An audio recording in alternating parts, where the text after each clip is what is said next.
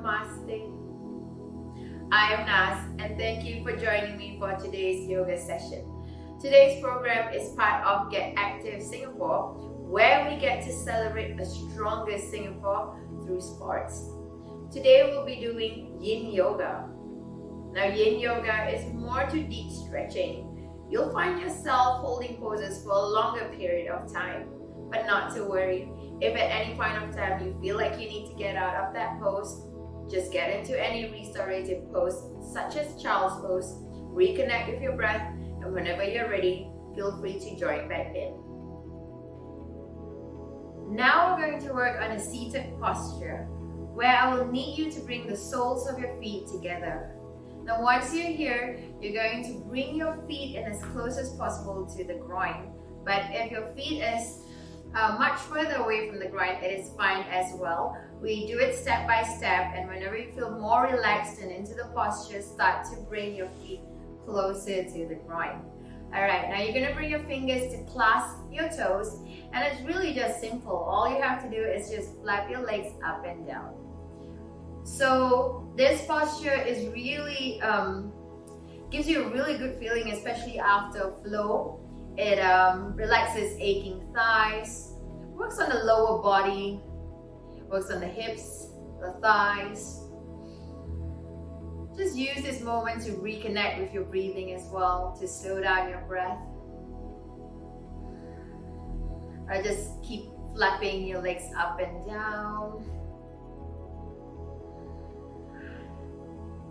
And once you feel loose enough, you're just going to remain there. You're going to keep your legs in a bound angle pose. We go to Baddha Konasana.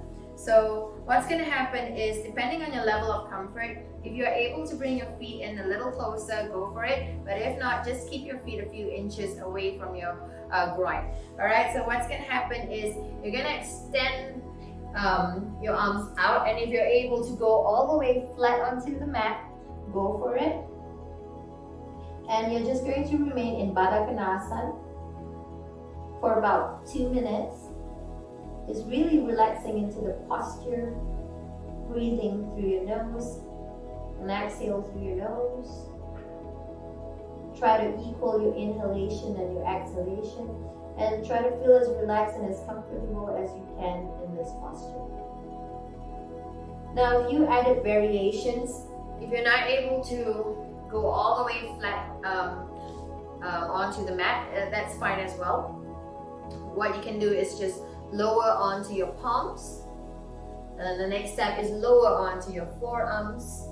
And really the goal is to try and bring your knees down instead of the knees being pulled up. We try to push and bring the knees down. Or what you can do is make use of the block. Alright, place the block in front of you and just lower down onto your forearms. It's not important to go all the way onto the mat and be as flat as you can. What I would like you to feel ideally is to feel comfortable in the pose and not like you're forced into the pose.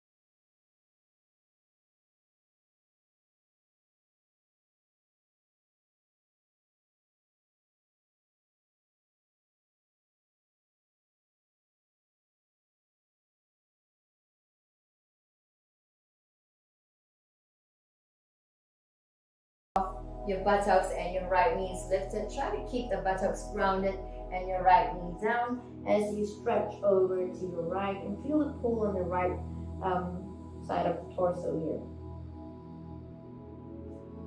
Again, if you're not, if your forehead doesn't touch the mat, it is okay. You can just blow it out onto your forearms or use a block. Place the block somewhere to your left and just place your forearms onto the block. Alright? So whatever you're comfortable with. Just gonna stay for a few more seconds here.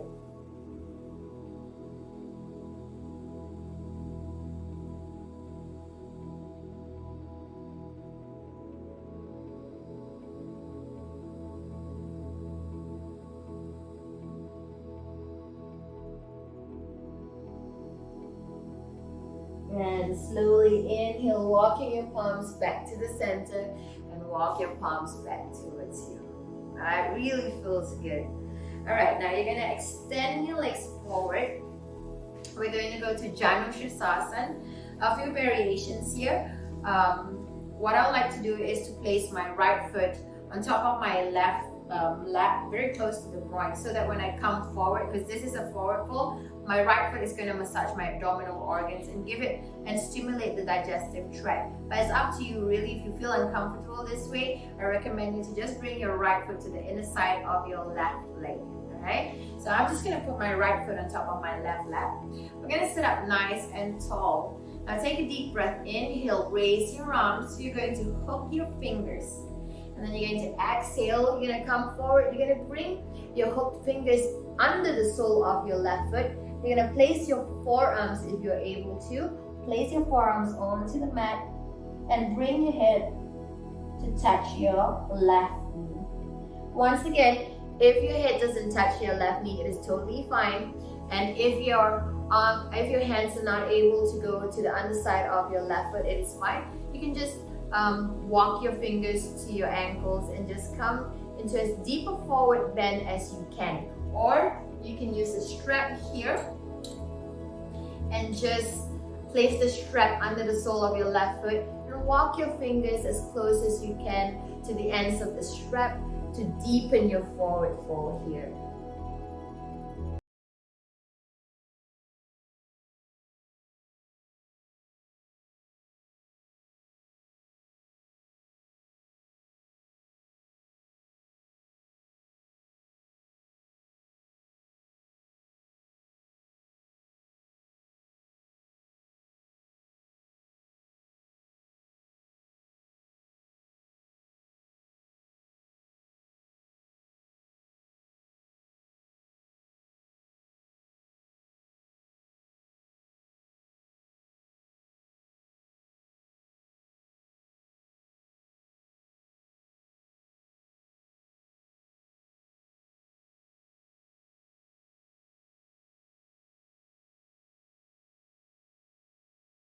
You're just going to bring your right foot to cross over such that your right foot is on the outer side of your left knee. We're going to go to Ardha Machandrasana, which is a twist. Now what I need to do is start to bend at that left knee and bring that left foot to the outer side of your right hip. Alright? So it's going to look like this from the front. And from the side, it's going to look like this. Left foot to the outer side of your right hip. Your left foot is tucked to the outer side of your right hip.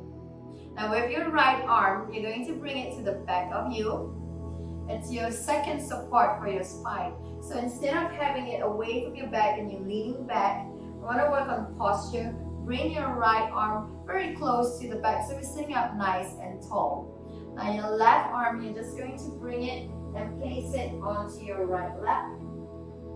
And you're just going to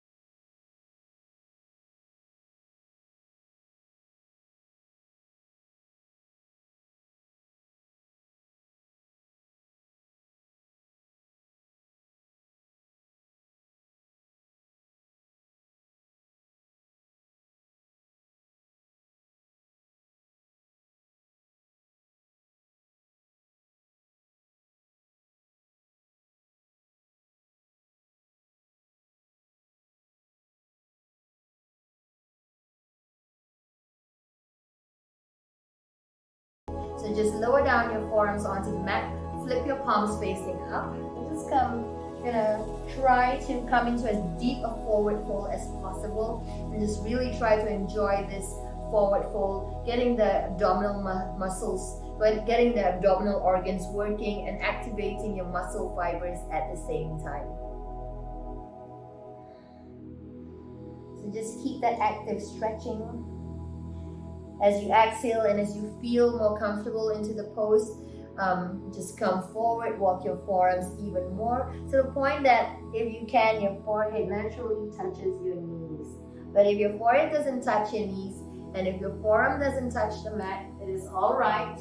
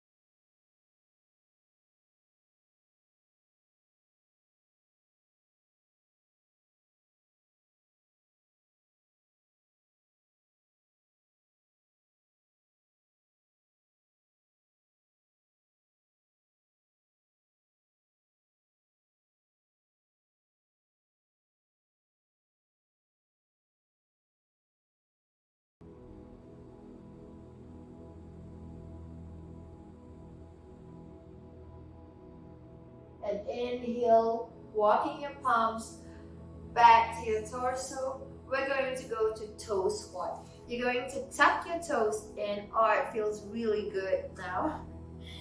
After staying for a long time in ankle stretch, you feel that nice release when you tuck your toes in for toe squat. So with a bit of added variation here, we're going to do a bit of movement with our arms. So while in toe squat, I'm going to face the front. Just make sure that your toes are tucked in and keep your feet as close together to each other. Alright, so minimal distance between your thighs if possible. So your toes are going to be tucked in, even your baby toe.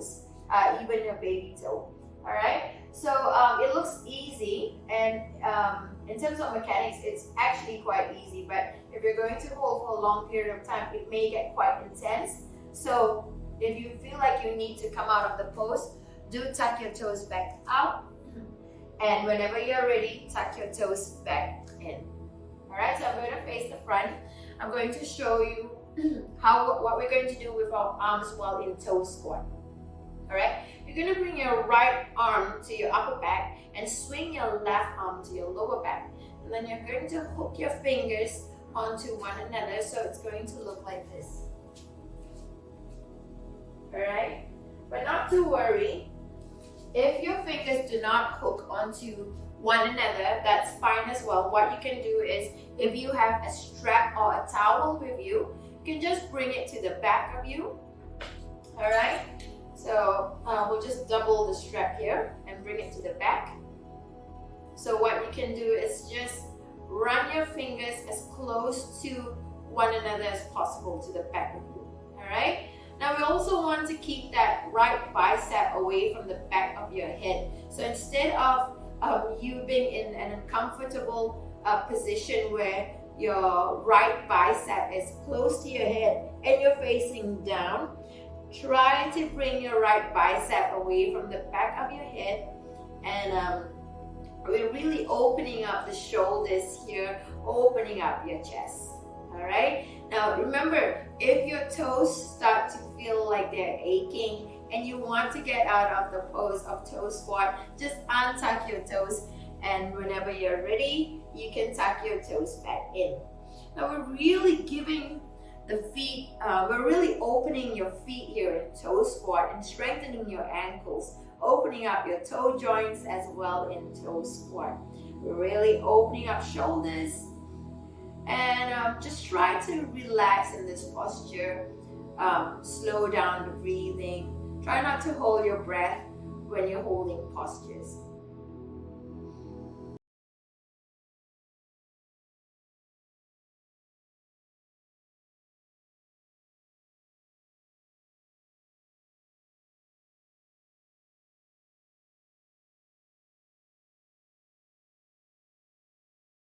In toe squat with your right arm to the upper back, left arm to the lower back. And then we're going to switch. Left arm to the upper back, right arm to the lower back.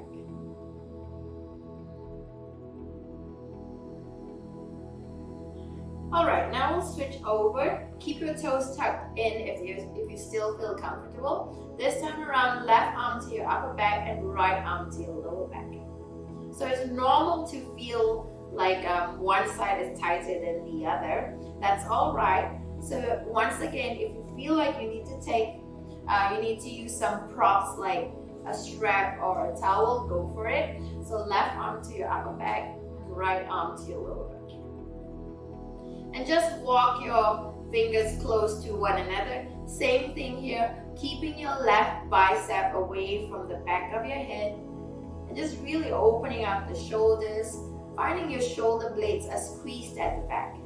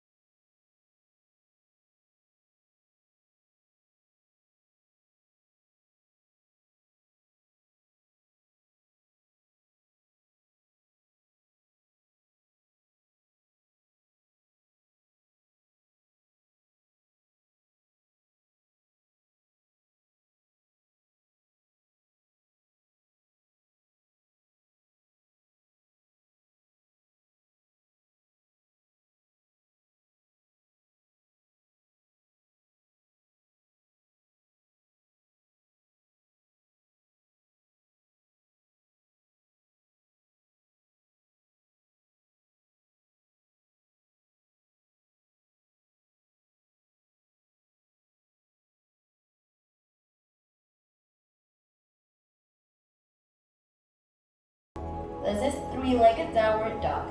Try not to open your right hip out too much. Keep your right hip level with your left hip. As you exhale, start to bend at your right knee. You are going to bring your right foot close to your left wrist. Slowly lower down onto your left knee. Untuck your left foot. Alright, you'll find yourself in pigeon pose here. So we're going to open up your hips.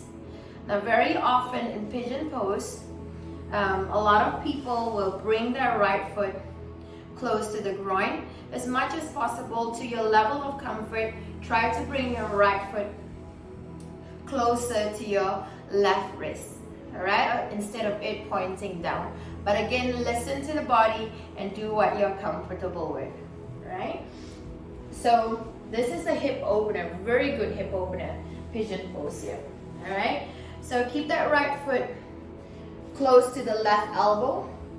As much as possible, try to minimize the gap between your left hip and the mat, alright? So start to extend your arms forward, forehead onto the mat. Lower your left hip. Actively try to work on lowering your left hip so that it is level with your right hip. Now try to relax into the posture. Take slow inhalations and exhalations. If you feel the need to, you can slowly just lower down onto your forearms. And when you're more relaxed into the posture, slowly try to straighten and extend your arms forward. But keeping in mind to always try to actively rotate your left hip inward and downward instead of letting the left hip face up too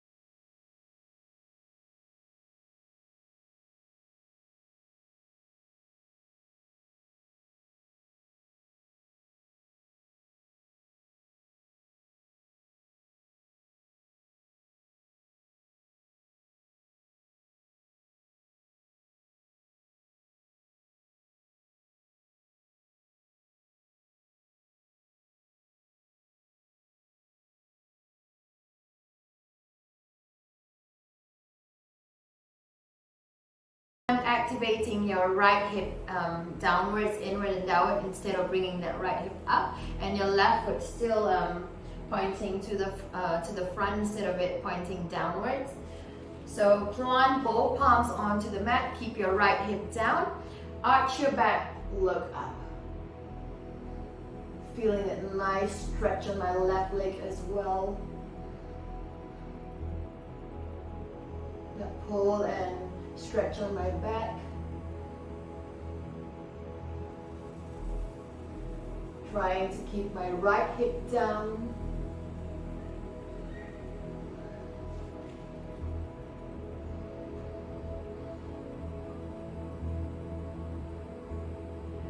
And from here, you're going to lift up your right hip slightly.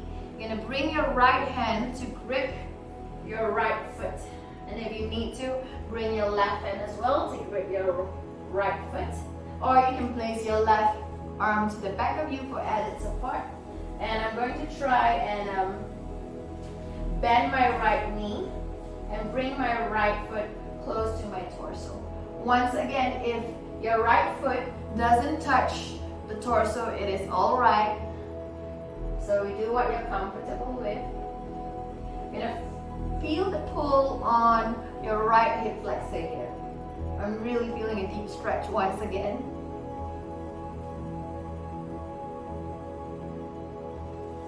So a few more breath here in your quadricep pull here.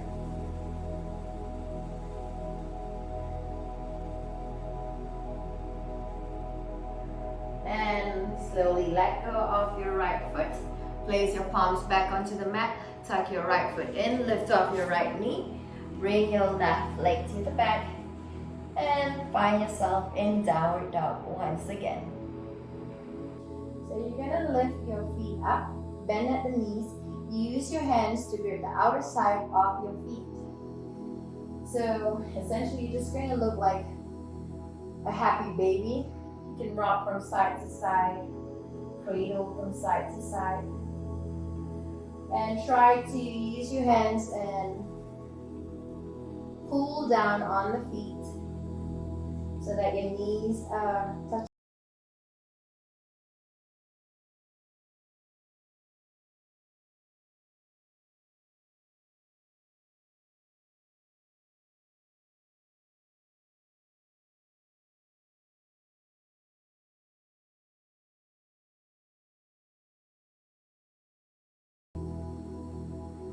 Keep using your hands, pull down on your feet.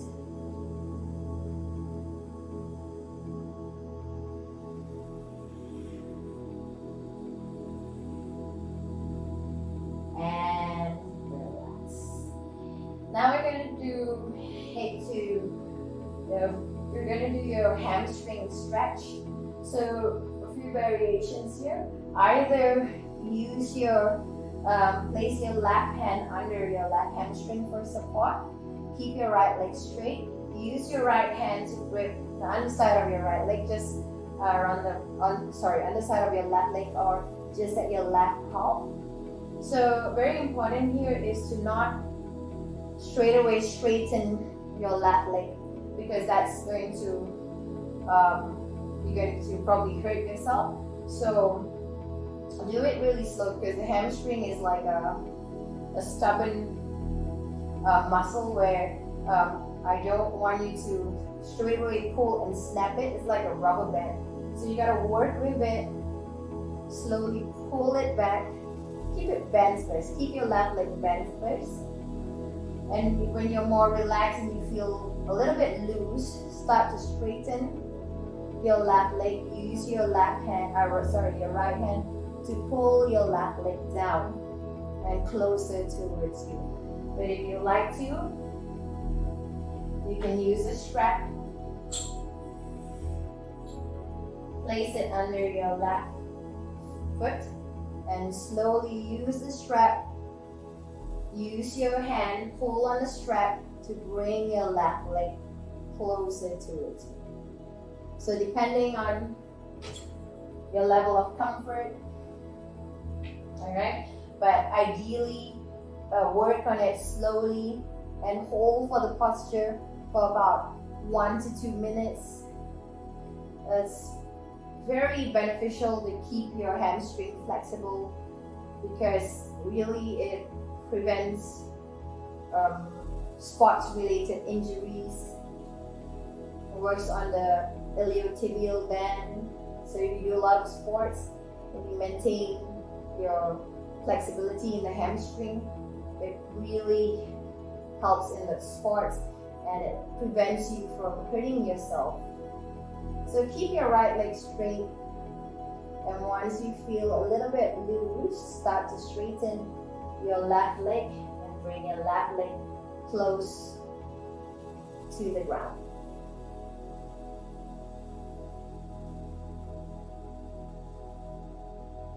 So I like to pulse into it. I like to slowly pull my left leg closer to me.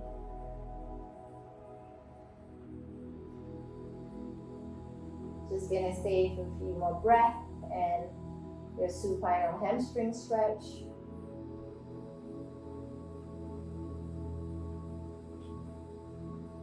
And slowly, as you let go of the posture, because it's a deep stretch and you've held it for a long period of time, slowly bring your left leg back down. Alright, this time around we're going to work on your right leg. So same thing here.